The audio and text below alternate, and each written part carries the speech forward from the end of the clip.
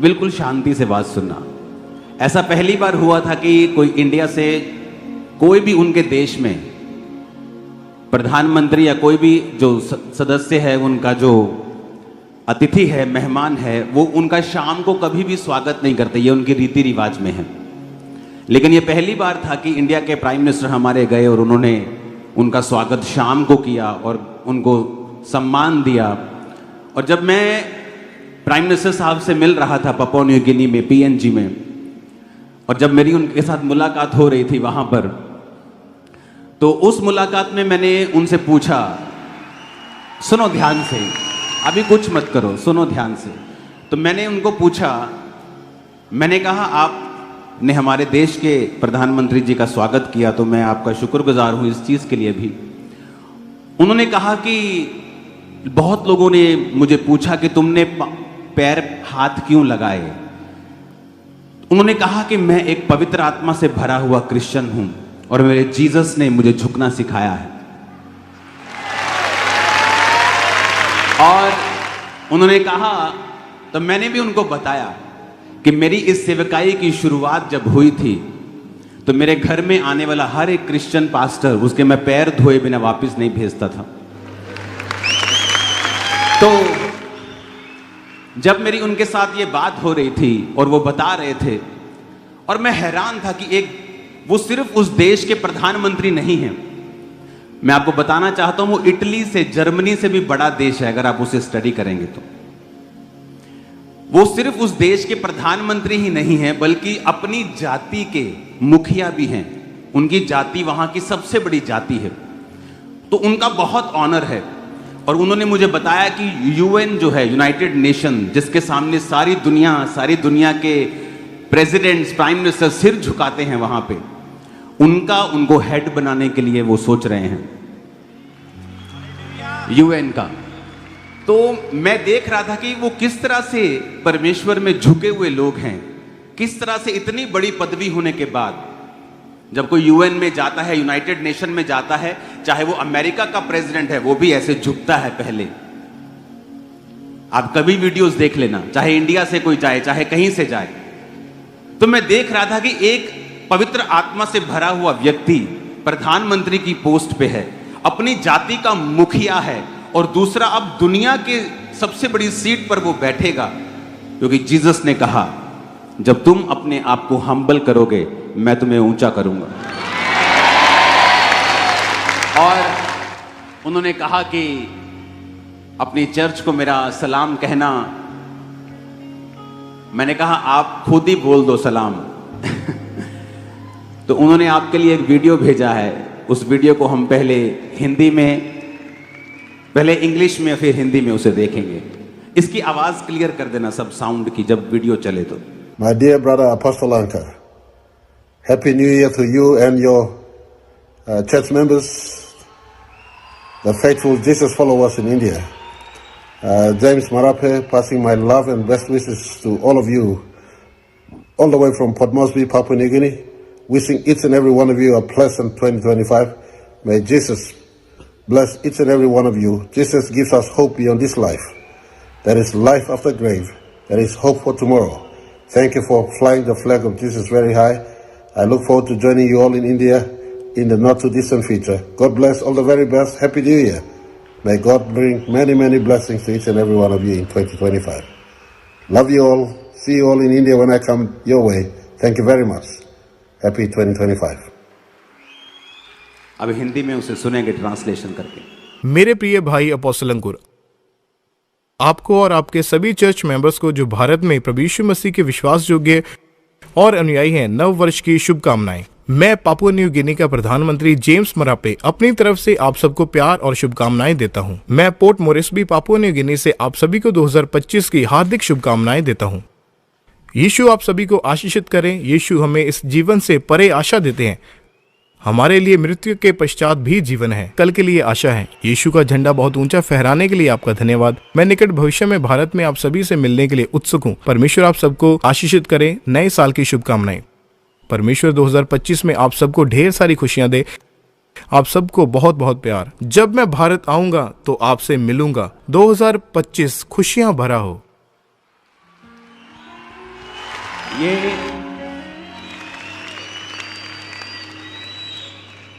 मुझे वो बोल रहे थे कि मेरे पास कैमरा नहीं। मैं कहा कोई बात नहीं, आप अपने फोन पे बना के भेज दो।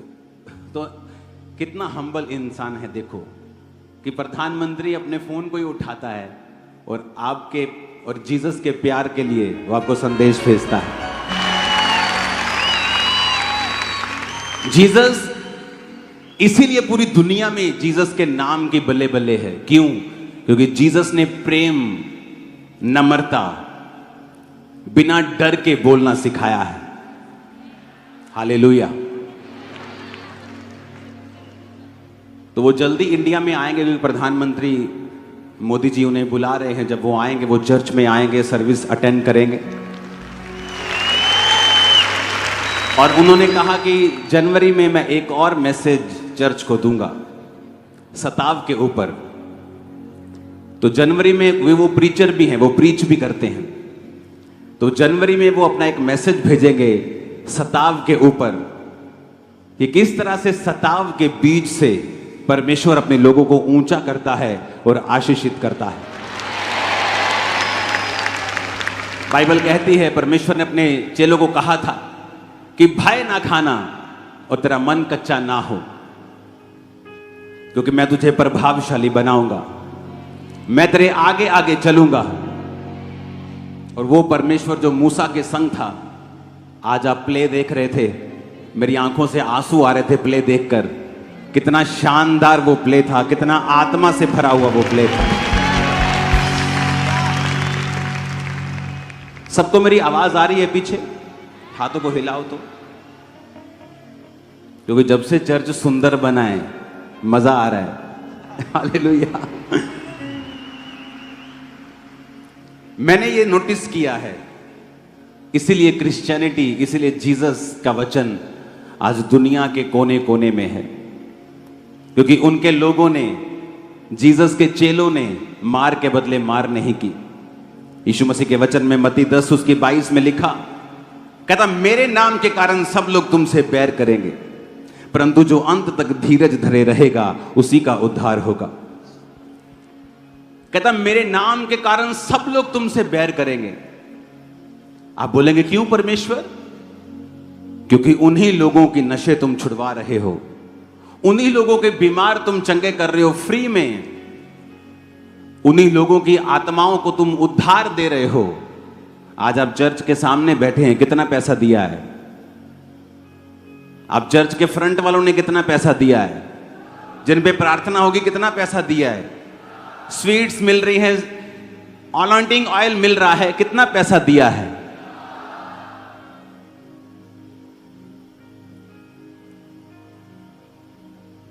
इसीलिए जीसस और उसका वचन इतना पावरफुल है कि आज आधी दुनिया यीशु मसीह को मानती है।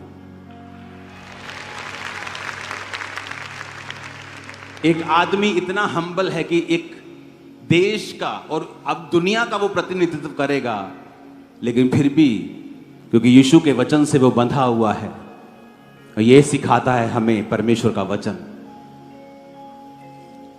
आज कोई भी मुंह उठाता है और जीसस के पूरे स्ट्रक्चर के ऊपर सवाल खड़े कर देता है, पूरी बाइबल पे सवाल खड़े कर देता है। ये बहन भाई गलत हैं, लेकिन अगर ये धर्म होता तो लड़ाइयां की जाती। लेकिन जीसस ने कहा तुम प्रेम करो, सिर्फ अपने साथियों से ही नहीं, अपने धर्म वालों से ही नहीं, बल्कि दूसरों से भी जो तुमको बुरा कहते हैं। इसीलिए क्रिश्चियनिटी अलग है और सबसे ऊपर है, टॉप पे।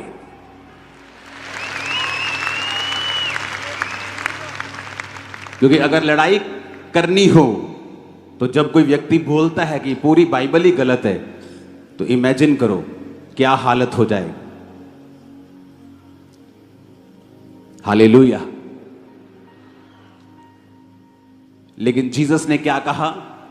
यदि तुम प्रेम करोगे तो मेरे चेले ठहरोगे। क्रिश्चियन लोगों को भी मैं देखता हूं, जब आपके बयानों को कोई उल्टा अर्थ तोड़ मरोड़ के पेश करता है,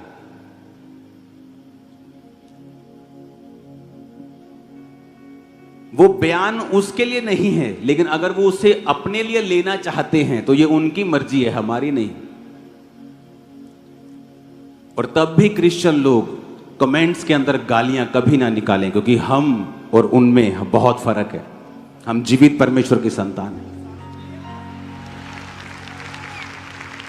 बाइबल कहती है चुप भी नहीं रहना, अपनी बात भी रखनी है।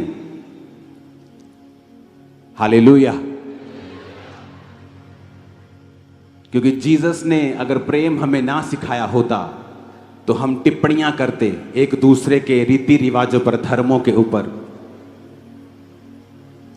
और इसीलिए मेरा 20 साल का रिकॉर्ड है, कोई व्यक्ति यह साबित नहीं कर सकता कि मैंने किसी पर भी टिप्पणी की हो, क्योंकि यह जीसस ने सिखाया नहीं है।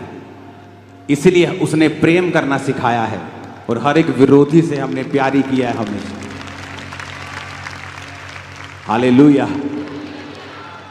और इसीलिए जीसस ने कहा तुम दुनिया के नूर हो, तुम दुनिया से अलग हो, तुम दुनिया के जैसे नहीं हो, तुम दुनिया में रहते हो परंतु मैंने तुमको दुनिया में से चुन लिया है। हालेलुया। मेरा यह विश्वास है 2025 में आपकी बीमारियां रूपी शर्मिंदगियां वो खत्म है यीशु के नाम। बीमारी और गरीबी रूपी श्राप खत्म है यीशु मसीह के सामर्थ्य नाम। हालेलुया। आप विक्ट्री में चलेंगे।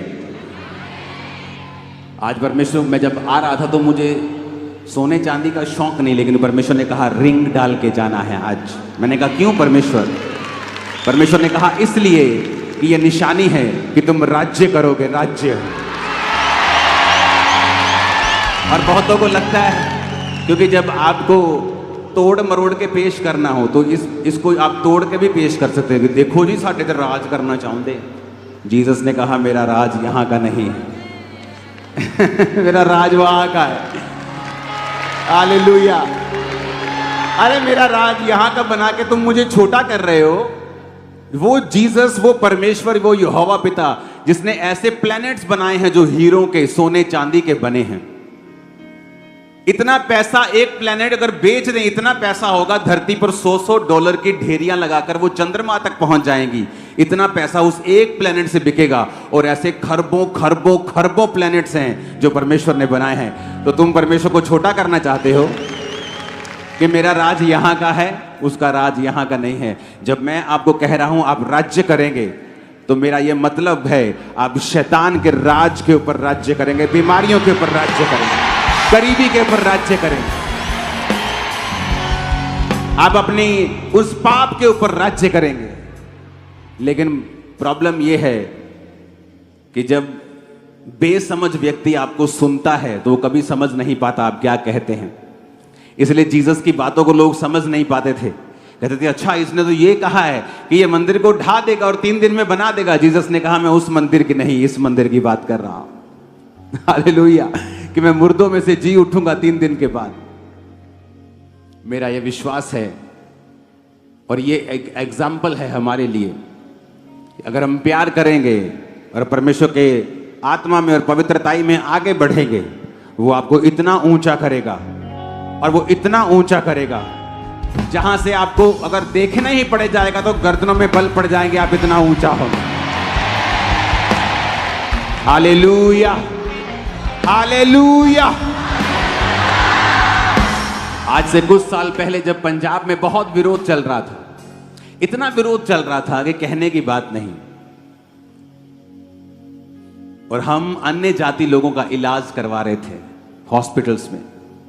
मैं अपनी टीम से कह रहा था, मैंने कहा अगर हम ये बात को लोगों को बताएं कि देखो तुम्हारी ही जाति के लोगों का इलाज चर्च करवा रही है, लेकिन बाइबल क्या कहती है? प्रेम सब अपराधों को ढांप देता है। इसीलिए चर्च ऊंची हुई है, क्रिश्चियनिटी बड़ी है, क्योंकि ये धर्म नहीं, ये एक बेदारी है, ये परमेश्वर का काम है। आपका न्यू ईयर जो आप परमेश्वर के भवन में हो, खुदा के भवन में आप इस नए साल में हो, ये ऑर्डिनरी बात नहीं है। परमेश्वर आपके विश्वास को जो आपने प्रभु के लिए दिखाया है उसका ऑनर करेगा, वो आपके वंश को बढ़ाएगा, सारे श्रापों को खत्म करेगा, वो आपके रास्तों को साफ करेगा और आपको नेक्स्ट लेवल पे लेके जाएगा। आमीन। ऊंचा खड़कने वाला यीशु मसीह के नाम में हालेलुया, हालेलुया। यीशु मसीह ने कहा उनसे मत डरना जो शरीर को नाश कर सकते हैं, उससे डरना जो शरीर और आत्मा दोनों को नाश कर सकता है। 2025 हमें प्रार्थना करनी होगी क्योंकि इकोनॉमी के ऊपर डिप्रेशन आएगा। जो लोग खुदा में होंगे, टाइदर्स होंगे, गिवर्स होंगे, वो बचेंगे, बच जाएंगे। लेकिन आप देखोगे, बाइबल कहती है, जब यिर्मयाह भविष्यद्वक्ता, यशायाह भविष्यद्वक्ता में जब आप पढ़ते हैं, यहोजकेल में आप पढ़ते हैं, तो परमेश्वर ने कहा महंगी की तलवार चलेगी, महंगी आएगी, जो चीजें महंगी हो जाएंगी। आप देखोगे 2025 में बहुत सी चीजें इतनी महंगी होंगी कि वो रिकॉर्ड ब्रेक कर देंगे, जो परमेश्वर ने मुझे दिखाया। क्योंकि इसलिए मैंने कहा कि 2025 हैप्पीएस्ट न्यू ईयर बोल के हम जल्दी जल्दी घर जाने वाले नहीं हैं। हमें कल प्रार्थना करनी है। आप दिन रात के रोजों में कल से नहीं हैं। अगर आपको मेडिकल कंडीशन है, आप दिन दिन के रोजे करिए, आप कुछ करिए, आप बैठ के प्रार्थना करिए, चर्च में आइए, क्योंकि अगले 3 दिन हमें प्रार्थना करनी होगी। प्रार्थना करनी होगी देश की इकोनॉमी के लिए, क्योंकि आने वाले समय के जो मैसेज परमेश्वर दे रहा है वो अच्छे नहीं हैं। लेकिन हमें प्रार्थना करनी है। आप लोग बचाए जाएंगे, आपकी प्रार्थना के द्वारा दूसरे लोग भी बचाए जाएंगे। आपने यीशु मसीह के नाम का मजाक उड़ते रील्स में देखा, इतना कि जितना कभी नहीं देखा गया। आपको क्या लगता है, अगर क्रिश्चियंस कुछ नहीं कहेंगे तो क्या परमेश्वर कुछ नहीं कहेगा? मैंने लोगों को रोते हुए देखा है 2025 में, क्राई करते हुए देखा है, ऐसे ट्रबल्स में देखा है यंग लोगों को जो पहले उनकी लाइफ में कभी उन्होंने एक्सपेक्ट नहीं किए थे। तो हमें प्रार्थना करनी है कि परमेश्वर की सच्चाई उन लोगों के ऊपर जाहिर हो और वो लोग भी बचाए जाएं। आमीन। हमें प्रार्थना करनी होगी देश के लिए, हमें प्रार्थना करनी होगी आने वाले समय में पंजाब के लिए, क्योंकि शांति को बनाए रखने के लिए आपको प्रार्थना करनी होगी। हालेलुया। हमें प्रार्थना करनी होगी आने वाले समय के यूथ के लिए, क्योंकि जितना वो बिगड़ा हुआ आपको 2025 में दिखेगा, आपने लाइफ टाइम में कभी नहीं देखा होगा। इसलिए मैं कह रहा हूं कि हैप्पीएस्ट न्यू ईयर सिर्फ हैप्पीएस्ट न्यू ईयर बोलने से या मैसेज फॉरवर्ड करने से नहीं हो जाता। हमें परमेश्वर का आत्मा दिखाता है और समझाता है आपको क्या करना है, आपको क्या बोलना है, क्या आपको प्रार्थना में परमेश्वर से कहना है, प्रभु क्या कह रहा है आपको, और उसके अनुसार आपको प्रार्थना करनी है। इसलिए चर्च बनाई गई है। चर्च का मकसद सिर्फ आकर बरकत लेना नहीं होता। मैं बहुत सारे लोगों को बोलता हूं, जब वो आके बोलते हैं कि हम बड़ा स्ट्रगल कर रहे थे, हमसे हो नहीं पा रहा था, लेकिन अब प्रभु ने हमें ग्रेस दी है, अब हम आपकी चर्च में आते हैं और सब रुकावटें दूर हो गई हैं। तो मैंने कहा ये कौन सी बड़ी बात है, अभी तो पहला स्टेप हुआ है, अभी तो आप सिर्फ चर्च में आए हैं, तो कौन सी बड़ी बात है। अब चर्च में आकर आपने परमेश्वर के लिए क्या किया है, आपने कौन सी सेवा में हिस्सा लिया है? क्या आप सुसमाचार टीम के हिस्सेदार हैं? क्या आप पम्फलेट्स बांटने जाते हैं? क्या आप बीज बोते हैं? क्या आप प्रार्थनाएं करते हैं? क्या आप फास्टिंग करते हैं? क्या करते हैं आप? क्योंकि जब आप एक चर्च में शामिल होते हैं, आपको उस चर्च के दर्शन में शामिल होने के लिए परमेश्वर बुलाता है। इसीलिए बहुत से लोग बरकत नहीं पा पाते जो अलग अलग चर्चिस में जाते हैं। क्यों? क्योंकि अलग अलग चर्चिस में जाने से आप कहीं पर भी एक टिकाऊ जिंदगी नहीं ले पाते। क्योंकि जब आप चर्च में आते हैं, आप कुछ देर टिकते हैं, आप फिर निगाह में आते हैं परमेश्वर की, वो आपको ड्यूटी देता है, काम देता है। जब आप काम करना शुरू करते हैं, फिर परमेश्वर उस काम के जरिए आपको ब्लेस करता है। क्योंकि परमेश्वर का आपको आशीषित करने का एक ही तरीका है कि वो आपको अपनी महिमा के लिए पहले इस्तेमाल करे और फिर वो आपको आशीषित करे। लेकिन जब हम ये सोचते हैं, ओह अब मेरी कंफ्यूजन ठीक हो गई है, अब मैं इसी चर्च में आऊंगा, अब मुझे पता लग गया ये चर्च आत्मिक है, तो बहुत बड़ी बात नहीं है आप यहां पे आए हैं, ये तो शुरुआत है। It's just a starting point, ये तो एंट्री है आपकी, ये कोई बहुत बड़ी बात नहीं है। अभी आप आएंगे, उस दर्शन में शामिल होंगे, आपको मालूम होगा परमेश्वर क्या चाहता है। वो चाहता है मैं प्रार्थना करूं, वो चाहता है कि मैं अपने पास्टर के लिए, अपनी चर्च के लिए प्रार्थना करूं। वो अलग अलग आपको ड्यूटीज देता है, और जब आप उन ड्यूटीज में शामिल होते हैं तब परमेश्वर आपको आशीषित करता है। इसलिए मैं कहता हूं कि सिर्फ बिलीवर बन के चर्च में कभी मत आओ, चर्च के हर काम में आपका एक्टिव हिस्सा होना चाहिए। अगर आप चाहते हैं कि परमेश्वर आपको ब्लेस करे तो चर्च के हर दर्शन में आपको शामिल होना होता है। इसीलिए परमेश्वर आपको भवन में रोपता है, यानी आपको बोता है भवन में। आमीन। ऊंची आवाज में आमीन बोलो। जो बात परमेश्वर ने मुझे आपको बोलने के लिए 2025 के लिए कही है, अगर आप चाहते हैं कि 2025 में वो जो चीजें मैंने बोली हैं आप उनमें ना आए, आप उस इकोनॉमी के डिप्रेशन का, उस महंगी की तलवार का जो चलने वाली है, आप उसमें अगर नहीं आना चाहते हैं, वो पाप, वो इंटरनेट पे वो चीजें जो आपने कभी नहीं देखी, वो रोना और करलाना भी बहुत अजीब तरीके का मैंने देखा है आने वाले महीनों में, अगर आप चाहते हैं कि आप उनमें शामिल ना हो तो परमेश्वर ने कहा मेरे लोगों को बता कि तुम्हें बलिदान चढ़ाने होंगे। पुराने नियम में बलिदान चढ़ाए जाते थे, लेकिन नए नियम में अलग बलिदान चढ़ाए जाते हैं। दूसरा राजाओं 17 उसकी 36 में लिखा, परंतु यहोवा जो तुमको बड़े बल और बढ़ाई हुई भुजा के द्वारा मिस्र देश से निकाल ले आया, उसी का तुम भय मानना, उसी को दंडवत करना और उसी की बलि चढ़ाना। परमेश्वर ने कहा उसको बलि चढ़ाना, बलिदान करना। जब भी आप प्रभु के सामने, प्रभु बुलाता था कि तुमने पाप किया है, आ जाओ पाप बलि लेके आओ। कभी नहीं कहता था कि आके सॉरी बोल दो, सॉरी गॉड, सॉरी परमेश्वर। परमेश्वर कहता है सॉरी बोलना है, बलिदान लेके आओ, साथ में मेल मिलाप करना है, बलिदान लेके आओ, बैल लेके आओ, भेड़ लेके आओ, उसे चढ़ाओ। लेकिन नए नियम में बाइबल कहती है प्रभु यीशु मसीह एक ही बार कुर्बान होके हमारे लिए बलि चढ़ गया। अब हमें उन कुर्बानियों की जरूरत नहीं कि हम भेड़े और बैलों को लेके जाएं। लेकिन अभी भी बलिदान की व्यवस्था चेंज नहीं हुई है। लेकिन अब कौन से बलिदान है जो परमेश्वर चाहता है हम चढ़ाएं? वो बलिदान हमें नए नियम में मिलते हैं।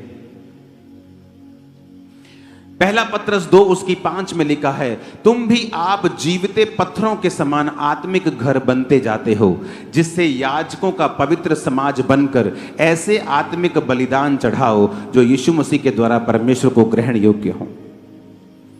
कहता आत्मिक बलिदान चढ़ाओ। पहले तुम परमेश्वर बकरों को, बैलों को मांगता था कि अगर तुम्हें पाप बलि चढ़ानी है बैल लेके आओ, भेड़ लेके आओ, होम बलि चढ़ानी है, मेल बलि चढ़ानी है, बैलों और बकरों को वो लेके जाते थे। लेकिन जीसस ने एक ही बार अपने आप को चढ़ाया, अपना लहू लेके पिता के सामने गया और हमारे लिए एक ही बार वो कुर्बान हुआ। लेकिन बलिदान बदले नहीं हैं। हाँ, उनका रूप बदल गया है। अब परमेश्वर कहता है ऐसे आत्मिक बलिदान चढ़ाओ जो परमेश्वर को ग्रहण योग्य हैं। रोमियो 12 उसकी 1 आयत में लिखा है, इसलिए हे भाइयों मैं तुमसे परमेश्वर की दया स्मरण दिलाकर विनती करता हूं कि अपने शरीरों को जीवित, पवित्र और परमेश्वर को भावता हुआ बलिदान करके चढ़ाओ, यही तुम्हारी आत्मिक सेवा है। वो कहता है अपने शरीरों को जीवित चढ़ाओ परमेश्वर के सामने। इन्हें अपवित्र मत करो, इन्हें व्यभिचार में मत लगाओ, इन्हें ब्लू फिल्में देखने में मत लगाओ, इन्हें नशे करने में मत लगाओ। अपने शरीर को जीवित रखो परमेश्वर के लिए और पवित्र करके परमेश्वर को भावता हुआ बलिदान करके कहता उसे परमेश्वर को चढ़ाओ, यही तुम्हारी आत्मिक सेवा है। परमेश्वर ने मुझसे डायरेक्ट कहा है, अगर आप सिंपल बिलीवर हैं, just you are a believer, कोई खास आपकी प्रार्थना नहीं है, just you are a believer, आप जीसस पे बिलीव करते हैं, मैं आपको बता रहा हूं शैतान जो सोच के बैठा है 2025 में, जिस तरह से इंटरनेट के ऊपर महंगी के द्वारा, महंगाई के जो चीजों के द्वारा, इकोनॉमिक डिप्रेशन के द्वारा वो जिस तरह से सोच के बैठा है, मैं आपको बता रहा हूं आपको परमेश्वर की जरूरत हर साल बढ़ती जाएगी। यीशु मसीह ने कहा कि अपने शरीर को भावता हुआ बलिदान करके चढ़ाओ। भजन संहिता 4 उसकी 5 में लिखा है, धर्म के बलिदान चढ़ाओ और यहोवा के ऊपर भरोसा रखो। आत्मिक बलिदान चढ़ाओ और यीशु मसीह के द्वारा जो परमेश्वर को ग्रहण योग्य हों। अगर आप सिंपल विश्वासी हैं तो मैं आपको एक सलाह देना चाहता हूं, आपका भाई होने के नाते, आपका आत्मिक अगुआ, आपका स्पिरिचुअल फादर होने के नाते मैं आपको एक सलाह देना चाहता हूं कि 2025 को अगर हैप्पीएस्ट करना है तो आप बलिदानों को चढ़ाना शुरू कर दें। वो बलिदान मेरे शरीर का है। एक नशा करने वाला व्यक्ति नहीं कह सकता कि मेरा शरीर को मैं मन भावता हुआ बलिदान करके यहोवा को चढ़ा रहा हूं। एक व्यभिचारी व्यक्ति नहीं कह सकता कि मैं अपने शरीर को बलिदान करके परमेश्वर को चढ़ा रहा हूं। परमेश्वर ने कहा तुम्हें आत्मिक बलिदान और धर्म के बलिदान चढ़ाने होंगे। वो बैल और बकरों की बलियां नहीं होंगी, परंतु वो तुम्हारी जिंदगी होगी, तुम्हारे समय का बलिदान होगा, तुम्हारी इच्छाओं का बलिदान होगा। कि अगर परमेश्वर ने कहा है मुझे पवित्रताई में रहना है, मसीह में आने से पहले, बहुत पहले, मैं एक लड़की को पसंद करता था। अपने स्कूल टाइम में, और मैं हमेशा परमेश्वर को बोलता था कि परमेश्वर मेरी उसके साथ मैरिज क्यों नहीं करवाता तू। और कोई प्रॉब्लम नहीं थी, सब कुछ सही था। लेकिन जब मैं मसीह में आया मुझे मालूम हुआ कि मेरी लाइफ में परमेश्वर नहीं चाहता था कि मैं संसारिक लव में पढ़ूं। अगर मैं वो पढ़ता मुझे इतनी अच्छी वाइफ कभी नहीं मिलती। कई बार आप कंप्लेंट करते हैं कि परमेश्वर जिसे मैं पसंद करता हूं वो क्यों मेरी जिंदगी में नहीं है, जबकि वो आपकी जिंदगी में अगर आ जाए, मैं आपको बता दूंगा, आपकी जिंदगी नरक हो जाएगी, क्योंकि आप नहीं जानते फ्यूचर में क्या रखा है। आज मैं 2 दिन से परमेश्वर की प्रेजेंस में हूं, तो भी आपने चर्च की व्यवस्थाएं देखी। कौन संभाल रहा है? मेरी वाइफ संभाल रही, मेरी टीम संभाल रही है। आपने प्ले देखा, उसका डायरेक्टर मेरी वाइफ है।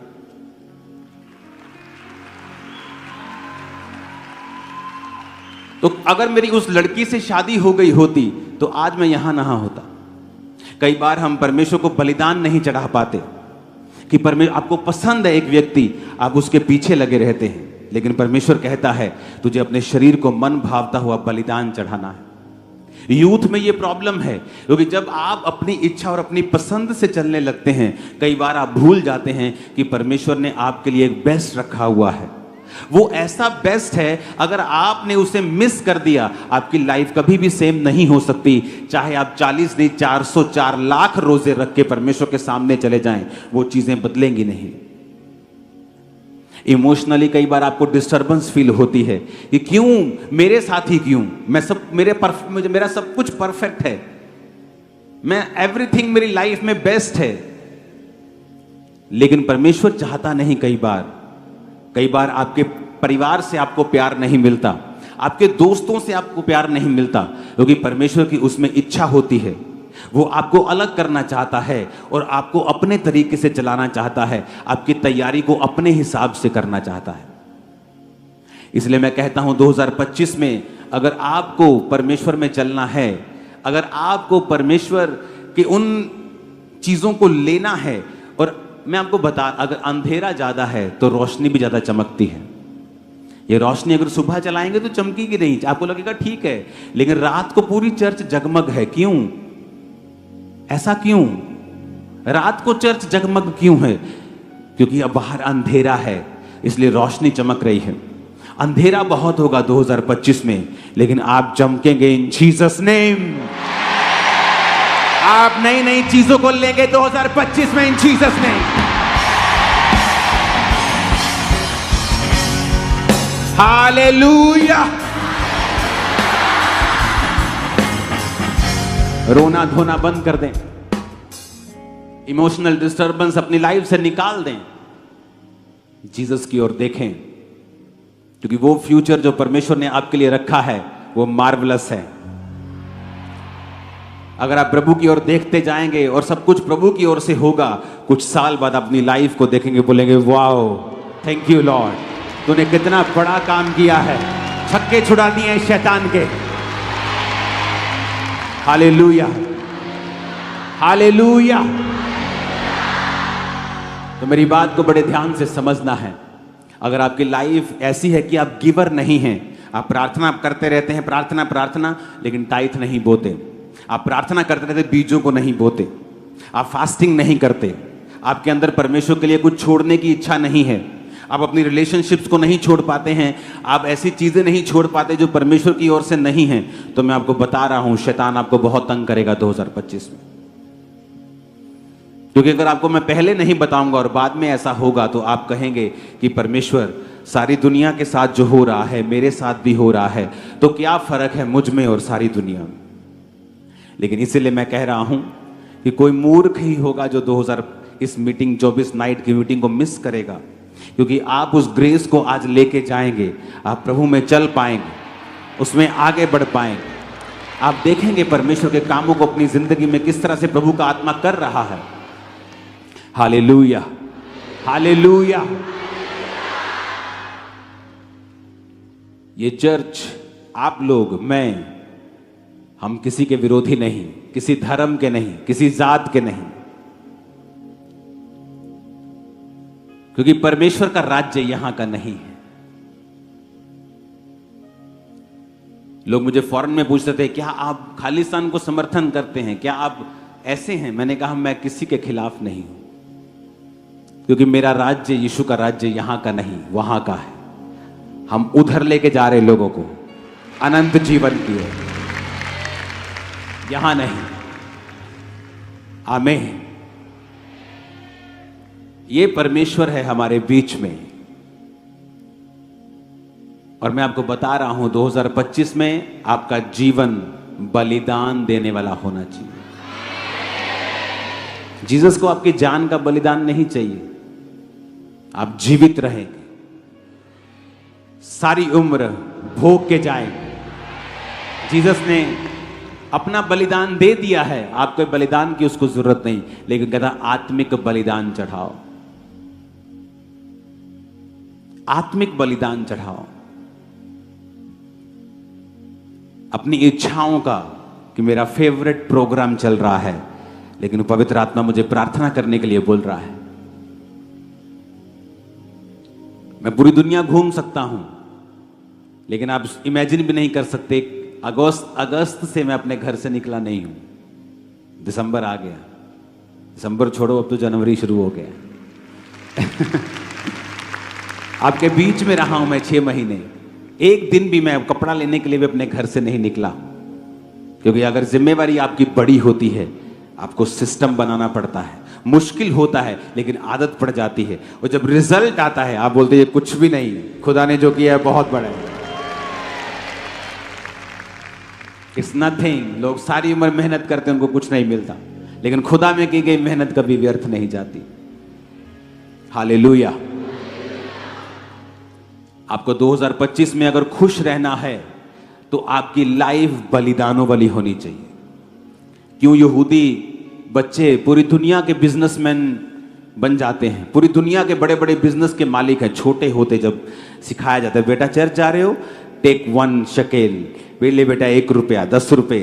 प्रभु के घर में खाली हाथ नहीं, छोटे बच्चे को सिखाते हैं। ओ यू गॉट 10 रुपी, 10 शकेल, ओके गिव 1 शकेल टू गॉड, गिव टाइट्स। बचपन से सिखाया जाता है। जब वो बच्चे होते हैं उनको मांगना आता ही नहीं, क्योंकि बचपन से वो दे रहे होते हैं। जब वो दे रहे होते हैं खुदा सप्लाई कर रहा होता है पीछे से।